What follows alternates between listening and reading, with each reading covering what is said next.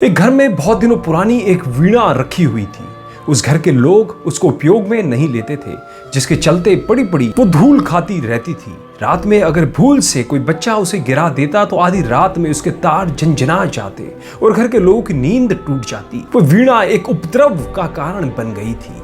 अंततः उस घर के लोगों ने यह तय किया कि इसे घर के बाहर फेंक दिया जाए, क्योंकि यह जगह घेरती है, कचरा इकट्ठा करती है और घर की शांति भी भंग करती है। सब मिलकर वीणा को घर के बाहर कूड़ेदान में फेंकने चले गए। अभी वो फेंक कर लौट भी नहीं पाए थे कि उधर से एक व्यक्ति गुजरा और उसकी नजर उस वीणा पर पड़ी। उसने वीणा को उठाकर धूल झाड़ी और तारों को ठीक से कसा और उनके तारों को छेड़ने लगा। फिर क्या था, अब तो नजारा ही बदल गया। जो भी उस रास्ते से गुजरता वह ठिठक ठिठक कर खड़ा हो जाता और उसके मधुर संगीत को सुनने लगता और मधुर संगीत सुनता सुनता खो जाता। चारों ओर भीड़ लग गई। वे व्यक्ति मंत्र मुग्ध होकर वीणा बजा रहा था। चारों तरफ समा सा बंद गया। जैसे ही उसने वीणा बजाना बंद किया कि फिर सब झपट पड़े, बोले ये वीणा हमारी है, इसे हमें वापस कर दो। वह व्यक्ति हंस पड़ा और बोला, पहले इसे बजाना तो सीख लो, अन्यथा फिर यह उपद्रव पैदा होगा।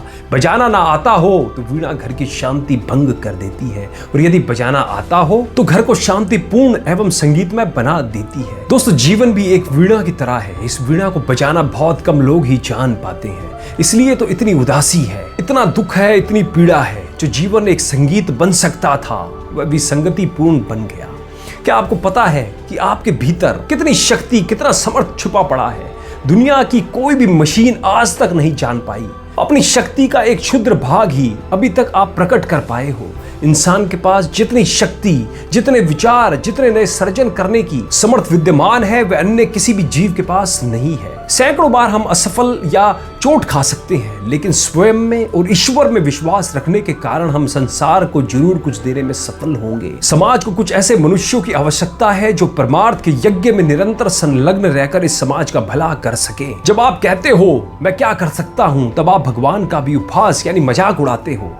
कुछ भी तो ऐसा नहीं है जो आपके द्वारा ना हो सके।